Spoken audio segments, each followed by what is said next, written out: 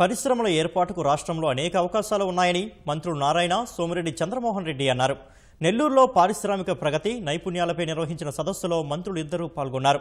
Federation of small, medium enterprises of India ఆధ్వర్యంలో జరిగిన ఈ సదస్సులో రాష్ట్రంలో పరిశ్రమల ఏర్పాటు అవకాశాలపై చర్చించారు. ఫ్యూచర్లో యువత యొక్క భవిష్యత్తు ఇండస్ట్రీస్ మీద ఆధారపడి ఉంటుంది. అందుకని ముఖ్యమంత్రి గారు ఈరోజు స్మాల్ స్కేల్ కానీ మీడియం కానీ ఎన్నో ఇండస్ట్రీస్ని తీసుకొచ్చారు. ప్రతి సంవత్సరం 15 లక్షల మంది ఇంజనీర్లు బయటకు వస్తున్నారు. మనకి ఇండస్ట్రీస్కి వాళ్ళల్లో 7% మాత్రమే ఉద్యోగాలు వస్తున్నాయి. వాళ్ళల్లో స్కిల్ ఉన్న వాళ్ళకి కేవలం 3%, మిగతా వాళ్ళకి స్కిల్స్ లేవు. అందుకని స్కిల్స్ బాగా డెవలప్ చేయాలని ఈరోజు ముఖ్యమంత్రి గారు స్కిల్ డెవలప్మెంట్ కార్పొరేషన్ అని ప్రత్యేకంగా పెట్టి, అందువల్లనే 3 రోజుల క్రితం వచ్చిన సర్వేలో మనం నెంబర్ 1 గా వచ్చాం. పెట్టుబడులు పెట్టేదానికి అనువైన రాష్ట్రం ఏది అంటే భారతదేశంలో చంద్రబాబు నాయుడు గారు ముఖ్యమంత్రిగా ఉండే ఆంధ్రప్రదేశ్ అనేది తెచ్చుకున్నామంటే చిన్న విషయం కాదు.